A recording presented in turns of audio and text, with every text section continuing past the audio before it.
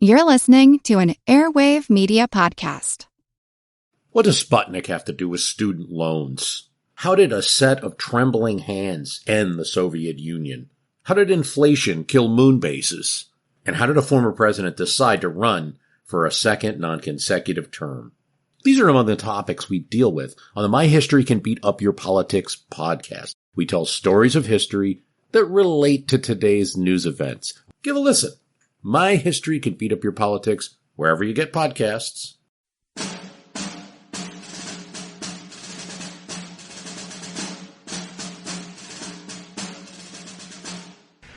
The ball soon opened.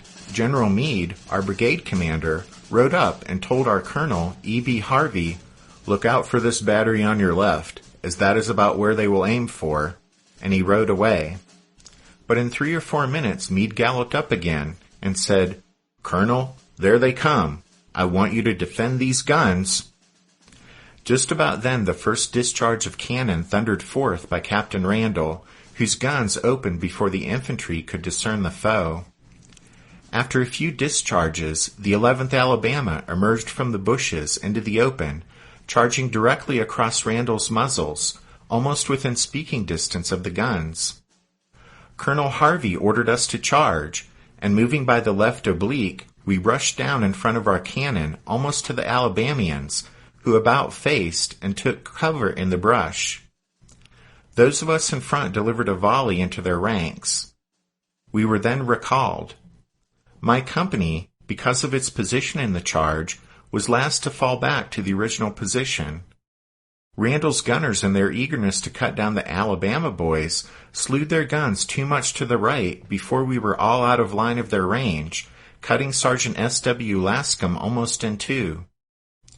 Randall's shot naturally created some confusion in the company, but soon forming in line, it followed back to the original position. The Confederates reformed their lines and advanced on our guns a second time, in heavier column. But having gained wisdom at the cost of life in the first charge, we did not advance in front of our cannon to meet them. They were repulsed with grape and canister from Randall and buck and ball from the infantry. 4 charges were made on the position held by the 2nd Brigade that day. The powerful divisions of Hill and Longstreet were on our front, who outnumbered our division 3-1. During one of the stormy scenes, when both sides were falling at every heartbeat, a tall, able young man of the 11th Alabama rushed upon me with his bayonet at charge, thinking to kill the damned Yankee officer. But I parried his thrust with my sword, which in the encounter was broken off about 10 inches from the hilt, when Bernie Small, of my company, seeing the disadvantage I was at, promptly came up on my left and bayoneted the Confederate within 3 feet of where I stood. On receiving a shot in my elbow, with my pocket knife I ripped the clothing from my shoulder and got one of the men to tie my handkerchief around my arm just below the shoulder.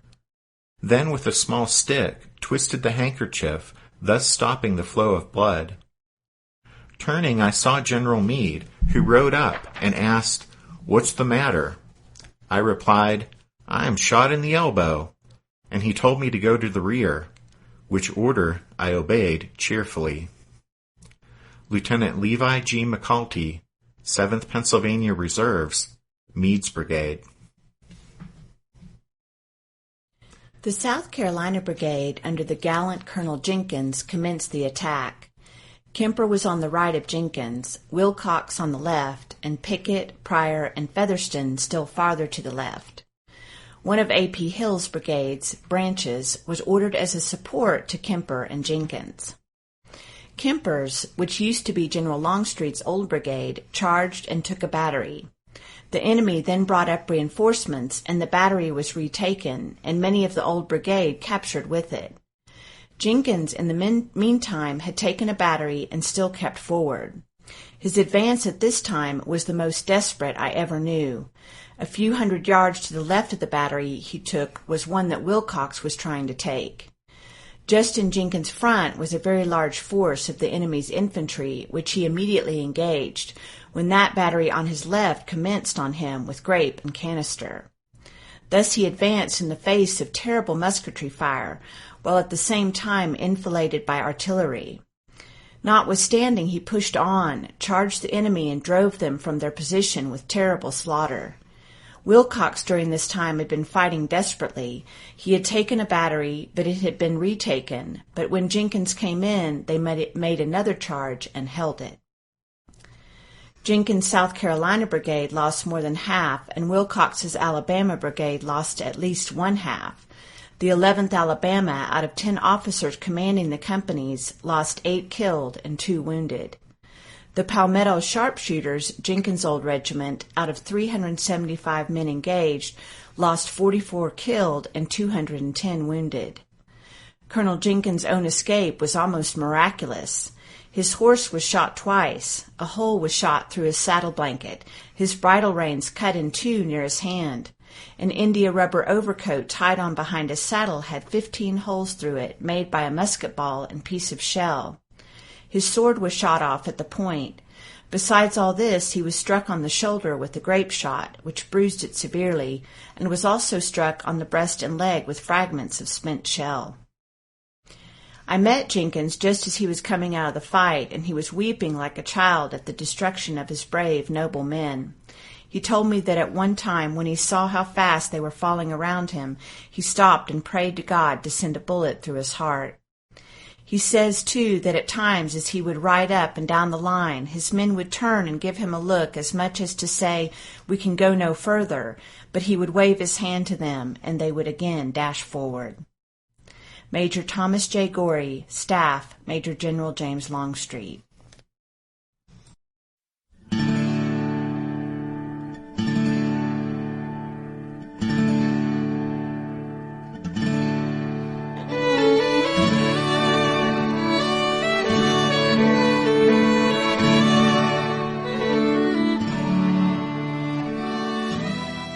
Hey everyone, thanks for tuning in to episode 165 of our Civil War podcast. I'm Rich. And I'm Tracy. Hello y'all, welcome to the podcast. With last week's episode, we set the stage for the Battle of Glendale, which took place on Monday, June 30th, 1862. We talked about the importance of the crossroads at Glendale with regard to the Union Army's line of retreat to the James River, and we talked about the defensive positions around Glendale manned by units from Sumner's 2nd Corps, Heintzelman's 3rd Corps, and Franklin's 6th Corps. We also discussed George McClellan's shameful decision to absent himself from the battlefield, even though June 30th was going to be an absolutely crucial day for his army. June 30th would be a crucial day for the Army of the Potomac because if Robert E. Lee had his way, the last day of June would also be the last day of the Union Army.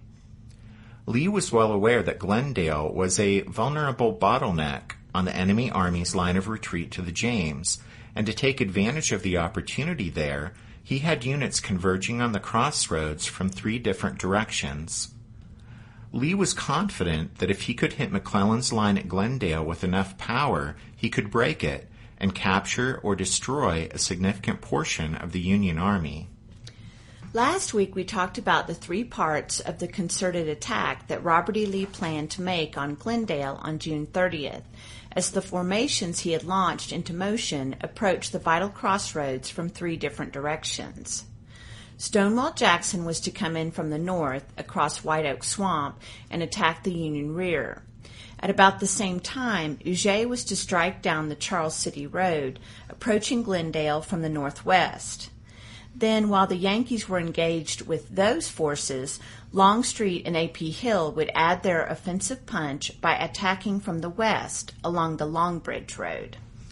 As we said last time, the plan was a good one, but, as had been the case all week long, very little on June 30th went the way that Robert E. Lee had envisioned. On Monday, if Lee was to achieve the major victory and decisive result he was seeking, all 3 parts of his plan had to come together. But, as we saw in the last show, one part of Lee's plan broke down due to Stonewall Jackson's failure in his pivotal role, and then another part of Lee's plan broke down due to Huger's bizarre Battle of the Axes. We spent quite a bit of time last week talking about Stonewall Jackson's poor performance on Monday, despite the fact that there were several opportunities for him to take action. Union 6th Corps Commander William Franklin, who faced Jackson across White Oak Swamp, was as perplexed as anyone by Stonewall's inactivity. Franklin later speculated that, quote, "It is likely that we should have been defeated had General Jackson done what his great reputation seems to make it imperative that he should have done." End quote. In other words, if Stonewall Jackson had shown the least bit of initiative on June 30th in carrying out his part in Lee's plan, then the Yankees at Glendale would have been in serious trouble. At the very least, he should have tied down the Federal troops to his front and prevented them from reinforcing the western flank of the Union line defending the crossroads. But Stonewall didn't even do that.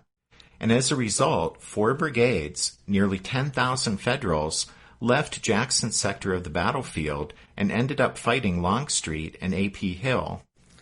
For his part, Benjamin Huger, once he had finally won the Battle of the Axes, at last had clear marching down the Charles City Road. But then sometime between 2:30 and 3 p.m., as Huger approached the Union line from the northwest, he saw a ridge half a mile away across a creek, and the ridge was lined with Federals. The Union troops were infantry and artillery from Henry Slocum's division of Franklin's 6th Corps. Huger decided to bring up artillery to shell the enemy position across the way, but for some reason he only brought forward 2 guns, even though several batteries were nearby and available. Once the 2 rebel guns opened fire, Union counter-battery fire overwhelmed them. Huger never sent his infantry forward to challenge the Union line, since he deemed the enemy position straddling the Charles City Road to be too strong to assail head-on. He thought about sending troops off to his right to try to flank Slocum's position, but Huger never acted on that idea until it was too dark to accomplish anything. Not long after Huger arrived at that spot, facing Slocum, he must have heard firing off to his right, since Longstreet's men had started their attack by 4 p.m. As the sounds of battle increased in volume, Huger could tell major fighting was taking place only a mile off to his right. But even that didn't spur Huger to either send his brigades into the fight or send a courier to Lee to seek further orders. While Longstreet's and eventually A.P. Hill's men grappled with the better part of 4 Union divisions just to the south, Huger fretted and hesitated about what to do with the 1 enemy division to his front.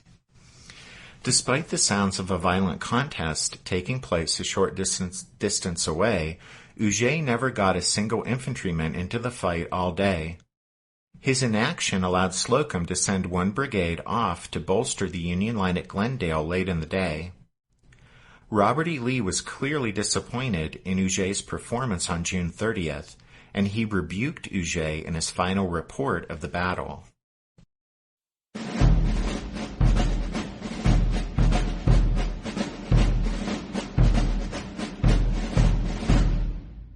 And so Huger and Jackson were performing significantly below Robert E. Lee's expectations for them, although Lee didn't yet know that.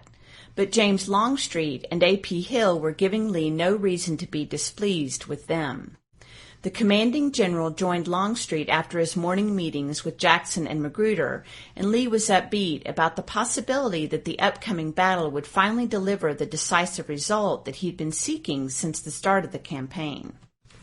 Longstreet and Hill stepped off promptly in the early daylight hours of Monday morning, marching 6 miles before halting at 11 a.m. on the Long Bridge Road, 1 mile short of Glendale, after meeting Yankee pickets.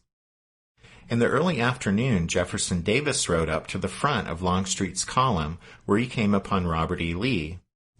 Davis decided to needle Lee a bit, using the same language Lee had used at Mechanicsville 4 days earlier. Davis asked Lee, "Why, General, what are you doing here? You are in too dangerous a position for the commander of the army." To which Lee replied, "I am trying to find out something about the movements and plans of those people."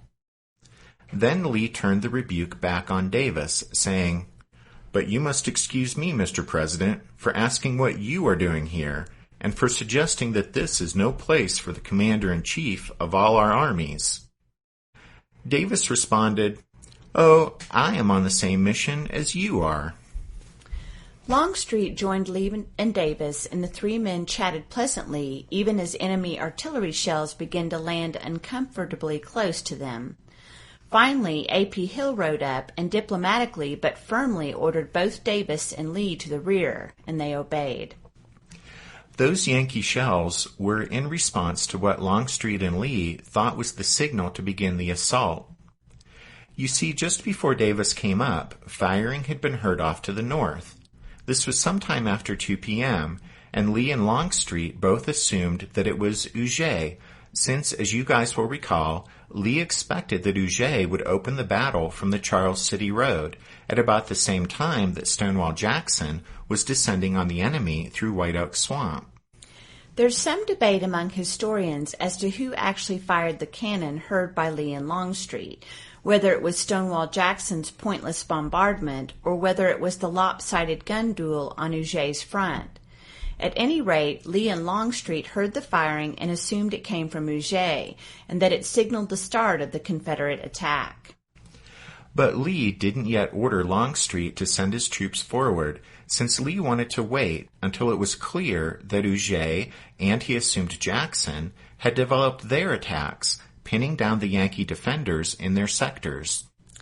Around 3 p.m., an officer who had been scouting down the river road well in front of Theophilus Holmes' division of Confederate troops reported to Robert E. Lee that Yankees in large numbers were crossing over Malvern Hill to the James River. At this report, Lee was concerned that the enemy army was slipping away, so he decided to ride down to the river road to see for himself. When he reached the spot, he saw that the report was true. Many Union troops were arranged in a defensive line at Malvern Hill, and an endless stream of wagons was crossing over the hill on their way to safety.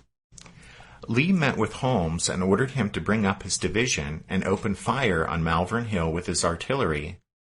Lee hoped at the very least that Holmes could disrupt the passage of the enemy's wagon trains on their way to safety.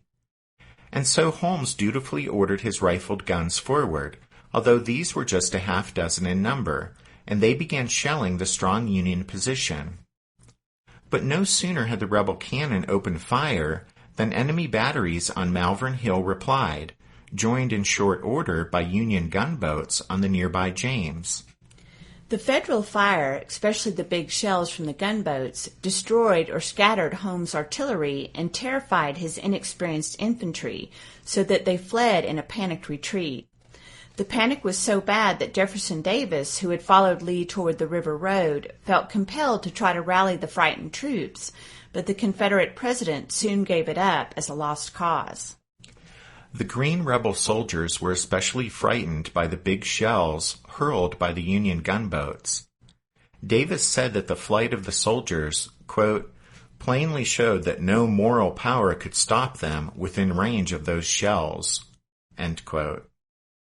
In a moment of comic relief, as his troops retreated pell-mell past his headquarters, the nearly deaf Holmes emerged from the house and, cupping a hand to his ear, declared, "I thought I heard firing."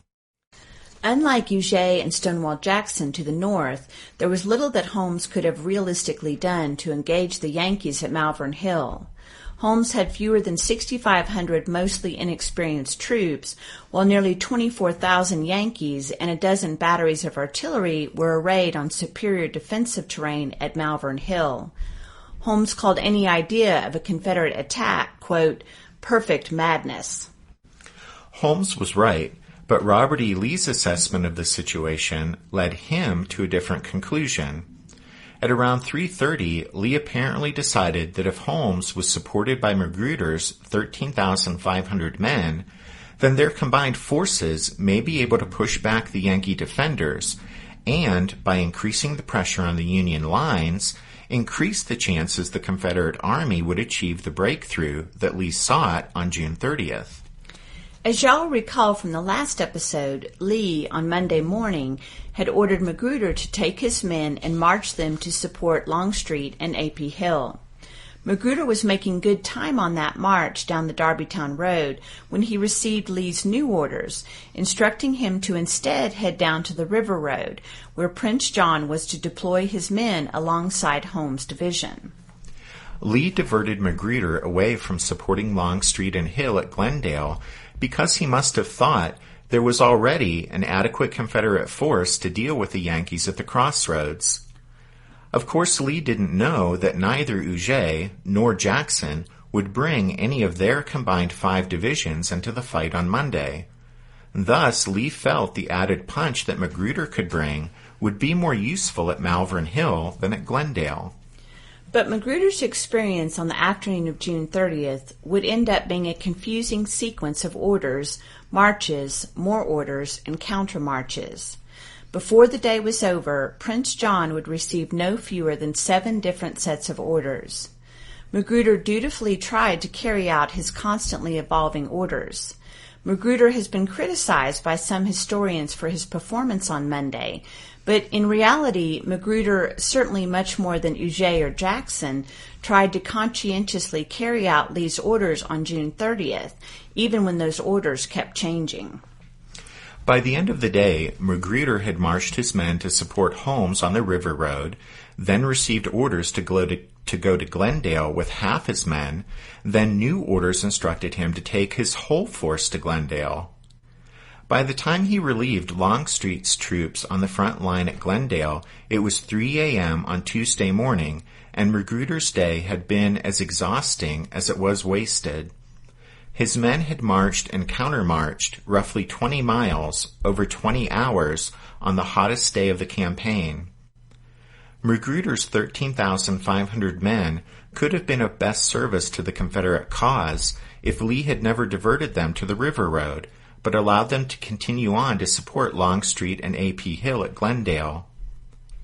Though Robert E. Lee had sent Magruder to Holmes, it wasn't long before the Confederate commander wished Prince John was near at hand to support the attack on Glendale, since the real fighting of the day occurred in the woods and fields around the vital crossroads, with Longstreet and Hill taking on nearly half of the fragmented Union Army by themselves.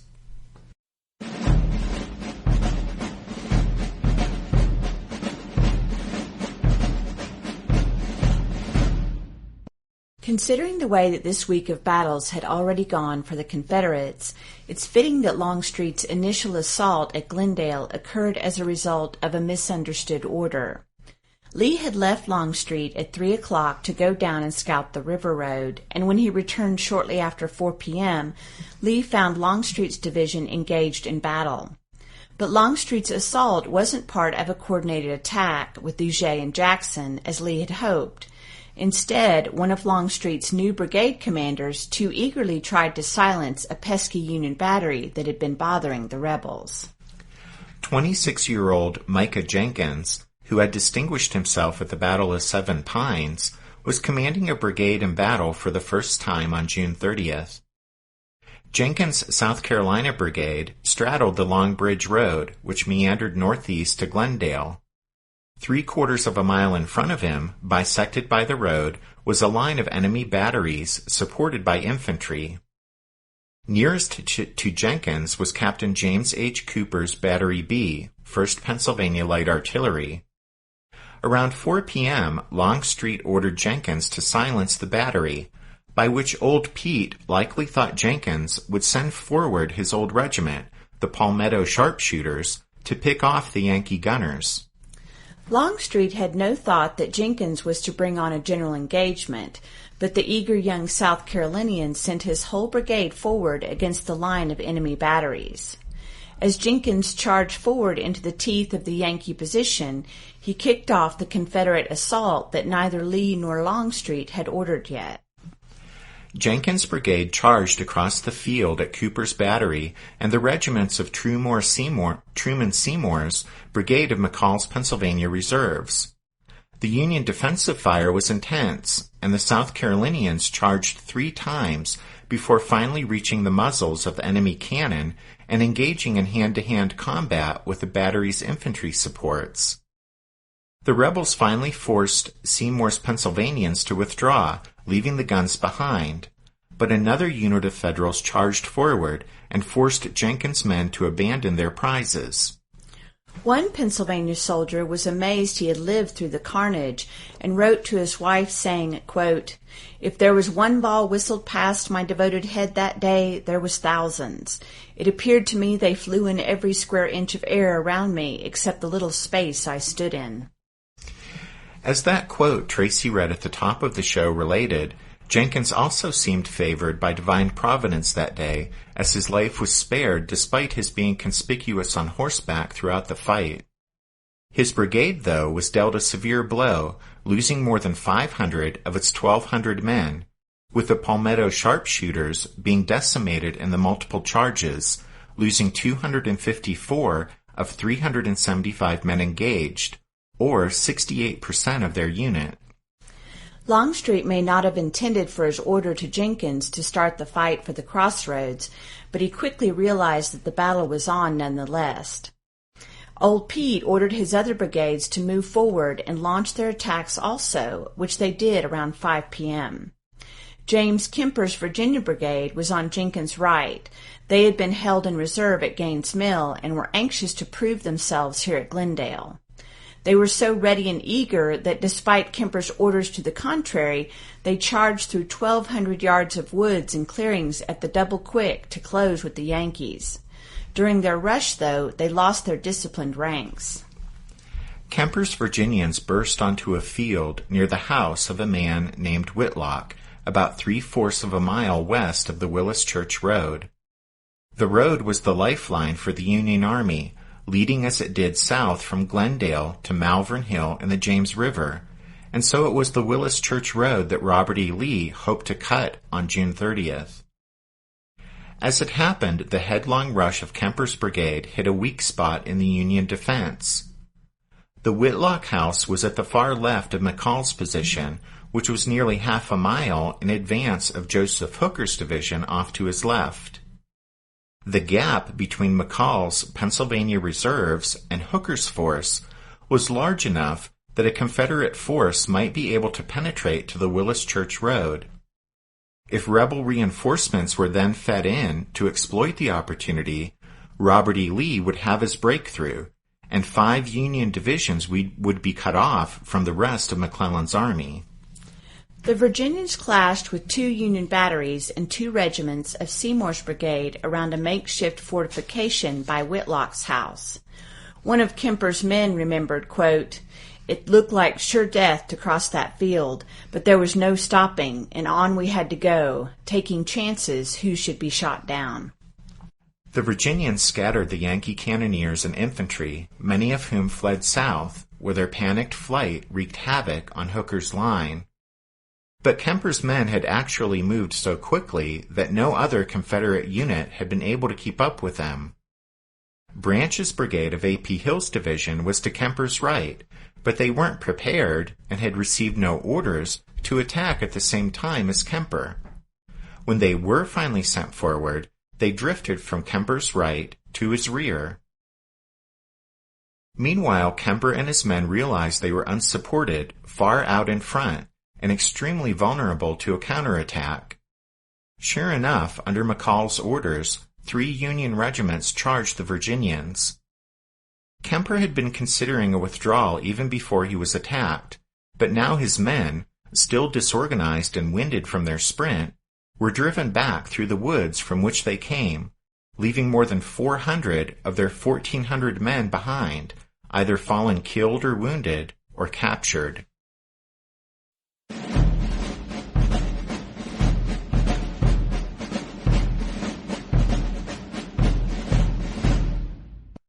Did archaeologists discover Noah's Ark? Is the rapture coming as soon as the Euphrates River dries up? Does the Bible condemn abortion? Don't you wish you had a trustworthy academic resource to help make sense of all of this? Well, I'm Dan Beecher, and he's award-winning Bible scholar and TikTok sensation Dr. Dan McClellan, and we want to invite you to the Data Over Dogma podcast, where our mission is to increase public access to the academic study of the Bible and religion, and also to combat the spread of misinformation about the same. But, in a fun way. Every week we tackle fascinating topics. We go back to source materials in their original languages. And we interview top scholars in the field. So whether you're a devout believer, or you're just interested in a clear-eyed, deeply informed look at one of the most influential books of all time, we think you're going to love the Data Over Dogma podcast. Wherever you subscribe to awesome shows. What's something you learned in history class that you feel wasn't the whole truth? Better yet, what's something you didn't learn at all that was omitted completely? That's what I'd like to call redacted history. I believe that all history, no matter how good or bad, needs to be told. There are wars, massacres, battles, and entire historical events that are just not in our school's history books. Have you ever heard of Mary Bowser? I didn't think so. My name is Andre White, the host of the Redacted History Podcast, the place where history's forgotten events, heroes, and villains get their story told, one episode at a time. So come huddle around the campfire with me and get ready to hear the stories that you were robbed of. And get comfortable. We're going to be here a while. The Redacted History Podcast. Real history never dies.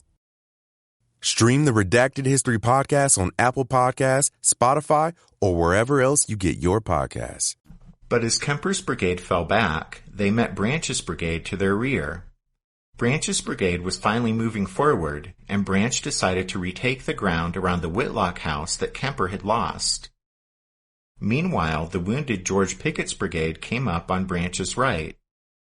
Pickett's brigade would be led into battle on June 30th by Colonel John B. Strange. Branch and Strange led their brigades at the charge into the Whitlock clearing, where the Union defensive line had just been reestablished. The Union line melted before the charging, yelling rebels.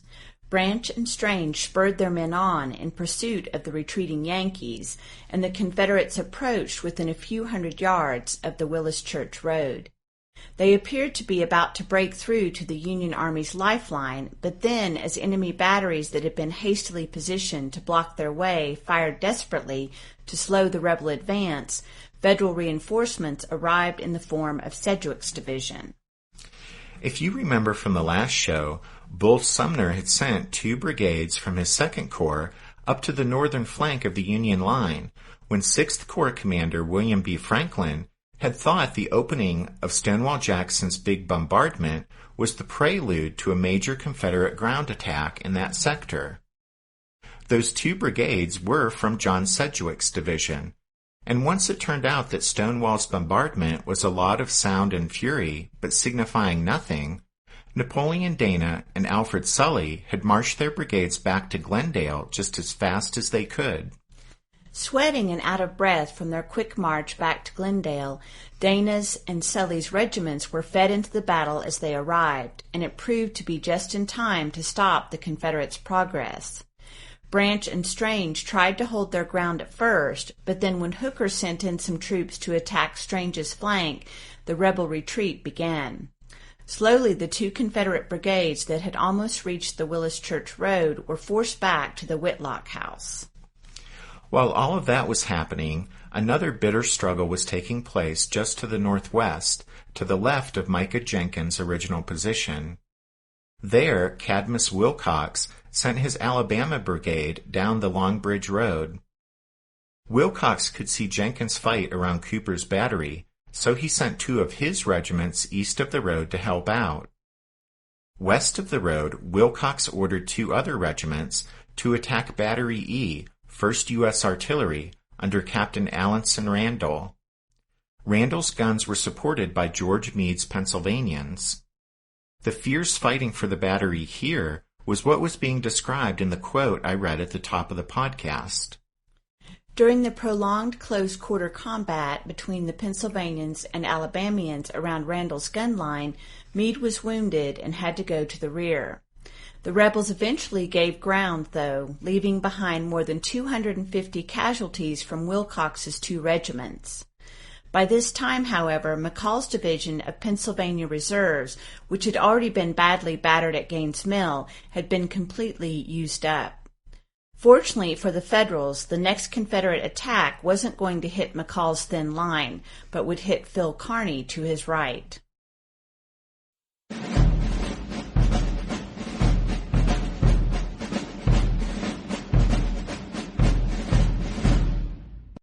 The next Confederate brigade to attack was Richard Pryor's, which went in as Cadmus Wilcox was giving ground. Pryor advanced to Wilcox's left, heading for another Federal battery. That Federal battery was supported by John C. Robinson's brigade of Kearny's division.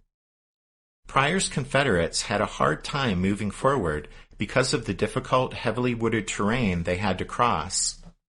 Pryor ended up having to feed his regiments into the fight one at a time, and they were torn up by blasts of canister from the Federal guns and scorching musketry from Robinson's infantry.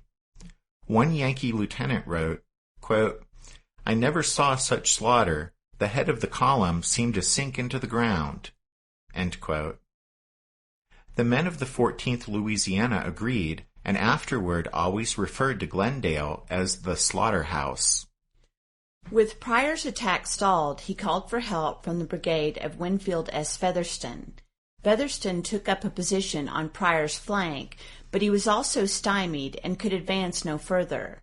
The two sides exchanged fire from these positions for the rest of the day. A Minnesota officer described the long afternoon's musketry as, quote, "incessant, one terrific roar, no cessation or pause anywhere," end quote. With Pryor and Featherston stalled, Maxcy Gregg's brigade was sent to extend the left of the Confederate line beyond Pryor and Featherston, but he encountered the same difficult terrain and an even stronger Union defensive position prepared to receive him. Gregg managed to get one regiment into line to join Featherston and Pryor's men, but he found it futile to launch any sort of attack. Meanwhile, to Pryor's right, as Cadmus Wilcox's men fell back from their bitter fight for Randall's battery, Charles Field's brigade from A.P. Hill's command entered the fray. As Field's Virginians headed toward Randall's and Cooper's batteries, Phil Kearny rode up to McCall. Both Union generals knew this was the critical moment of the battle. Kearny began rearranging the defensive line and told McCall, "If you can bring on another line in a few minutes, I think we can stop them." McCall rode off toward Glendale and found some men to bring up, but as he was riding forward to find the best spot for his new line, he blundered into a group of Confederate soldiers. A private from the 47th Virginia seized McCall's bridle reins, and the unfortunate general later admitted to his wife that he, quote, "was a prisoner before I knew where I was," end quote. McCall was taken to Longstreet, and since the two men had been comrades in the old pre-war 4th U.S. Infantry, Longstreet extended his hand in greeting. But as Longstreet recalled years later, quote, "At the first motion, however, I saw he did not regard the occasion as one for the renewing of the old friendship." Kearny almost met the same fate as McCall at about the same time. He was riding to find the best spot for the reinforcements McCall was bringing up when he found himself in the midst of Field's Confederates. When a rebel captain saluted the general and asked what he should do next, the gruff, one-armed Kearny, who knew he was in a tight spot, snarled, "Do, damn you? Why, do what you have always been told to do." And then he slowly rode off the way he had come, leaving the bewildered rebel captain behind. Kearny escaped with his bluff this time, but under almost exactly the same circumstances, 2 months later at Chantilly, he would be shot and killed trying to escape. McCall and Kearny found themselves in the midst of the Confederate advance because Field's assault ground relentlessly forward. Part of Field's brigade overran Randall's battery, and meanwhile the right flank regiments recaptured Cooper's battery, forcing the Yankees to flee. The rebels were able to retain control of these guns for the rest of the day. In fact, at the end of the day, the Confederates here would haul off 14 captured guns. Like Kemper before him, Field then pursued the retreating Yankees toward the Willis Church Road. In the process, though, he allowed his men to get far out in front of their supports, thereby opening themselves up to flank attacks. Sure enough, they were eventually attacked on their left flank by George Taylor's New Jersey Brigade of Slocum's division. This was the brigade that Slocum had felt free to send since he wasn't being threatened by Huger. With darkness descending over the battlefield and a strong Union force threatening his flank, Field halted his men and pulled them back to a safer position, and with that the fighting on the Confederate left slowly ground to a halt for the night. While Field was having his success driving the Federals beyond the batteries, William Dorsey Pender was leading his brigade into the fight on Field's right. Pender pushed his men through some scattered Federal units and advanced well past the Whitlock House, but then he came upon strong resistance as he hit the Yankees' last defensive line near the Willis Church Road. These Union soldiers were Sedgwick's men, and they were plugging the hole left by McCall's shattered division. The fighting here was violent. In the 22nd North Carolina, their flag was shot to pieces, and 6 color bearers went down. In the face of heavy fire to his front and increasing pressure on his right flank, Pender pulled his men back at dusk, unaware that Field had advanced even further on his left. James Archer took his brigade in at the same time as Pender on the latter's right, until he brushed up against Hooker's division of Federals on his front and right flank. Archer's attack stalled, but his men held their position well to the south of the Whitlock House and in front of Hooker's force.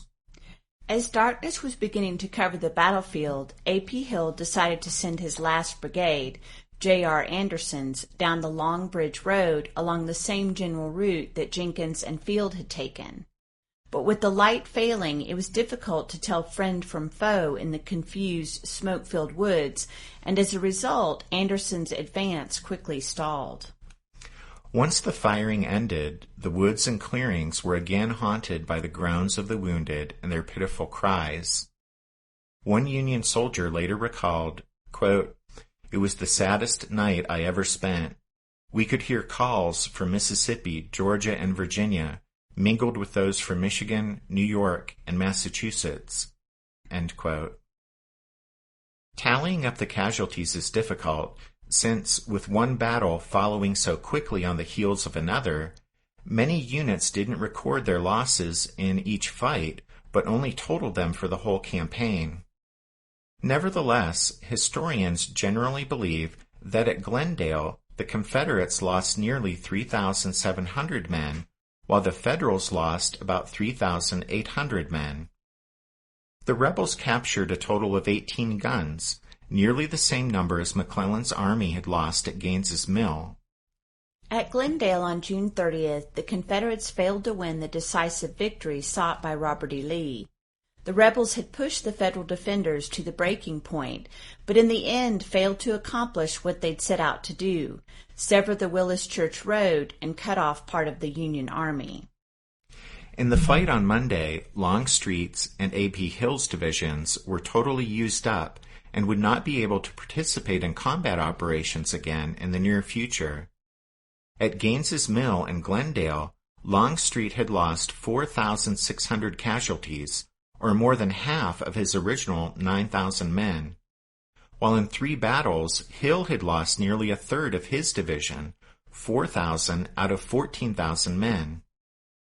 On the Union side, McCall's division was exhausted, losing more than 3,000 out of his 5,000 men in 5 days of campaigning. That evening around 8:30, as the firing at Glendale died down in the last throes of the final Confederate attack, McClellan and his entourage rode up to Fitzjohn Porter's headquarters at Malvern Hill. Refreshed from his cruise on the James and his fine dinner on the USS Galena, Little Mac arrived at the very end of the battle to check on the outcome of this dangerous day. Without even knowing the result, he had sent a message to Washington saying, quote, "We are hard-pressed by superior numbers," end quote, and vowing that, quote, "If none of us escape, we shall at least have done honor to the country. I shall do my best to save the army." Little Mac then brazenly requested more reinforcements be sent to him. His telegram was at once heroic and disingenuous, since he had not even been present at the fight to save his army, and he had left them handicapped by a leadership void when he failed to designate a commander in his absence. As it turned out, he also didn't face overwhelming numbers. Since Huger, Jackson, and Magruder didn't get into the fight, that meant that fewer than 20,000 Confederates ended up attacking more than 23,000 Union defenders on June 30th. That night, without any direction from McClellan, the Union defenders of Glendale pulled back from their lines and continued the retreat south to the James. McClellan had the gall to claim to his staff that he was surprised by this move, but he'd made it clear all week that the Army was seeking to reach the safety of the James as quickly as possible. And so in the absence of any clear orders to the contrary, his corps commanders were merely following Little Mac's lead and continuing the withdrawal to the river. And so once more the tired Union soldiers engaged in another wearying night march. They marched away from the battlefield in such a confused manner that some pickets were accidentally left behind to be captured, and an exhausted Baldy Smith, who had fallen asleep, almost met the same fate. The Union defenders of Glendale trudged south on the Willis Church Road, though few knew or cared the name of the road. As a lieutenant admitted, quote, "What the road was, I cannot recall. I know simply that it was darkness and toil until we began climbing a hill and were greeted with advancing dawn." End quote. The hill they crossed was Malvern Hill, a little over 2 miles south of Glendale, and on July 1st, it would be the scene of the last desperate battle in this grueling week of fighting.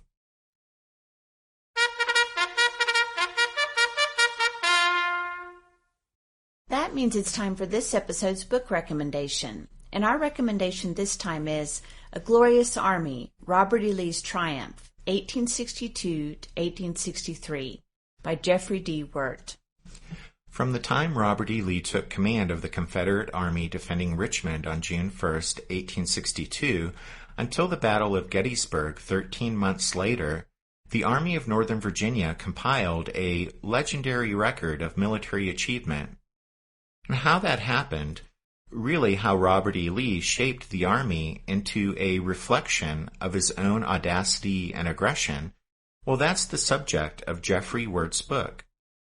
Wirt follows Lee and the Army of Northern Virginia from the 7 days to Gettysburg and analyzes Lee's imprint on that army.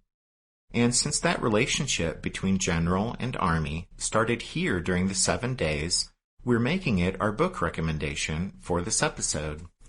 So that's A Glorious Army, Robert E. Lee's Triumph, 1862 to 1863, by Jeffrey D. Wirt. Don't forget you can find all of our book recommendations at the podcast website, which is www.civilwarpodcast.org. Also at the website, you can sign up to become a member of the Strawfoot Brigade and support the podcast in that way, and also have access to 40 members episodes. We want to say thank you to Alan, Ellen, and Phil for joining the Strawfoot Brigade this past week. And thanks to Spiritwood Music for allowing us to use their song Midnight on the Water as the music you hear at the beginning and end of the podcast. You can find Midnight on the Water and other great songs like it by Spiritwood Music on their website or on iTunes, Amazon, and Google Play. Thanks for listening to this episode of The Civil War, 1861 to 1865, a history podcast. Tracy and I do hope you'll join us again next time when we look at one of the most misunderstood battles of the Civil War, Malvern Hill. But until then, take care. Thanks, everyone. Bye.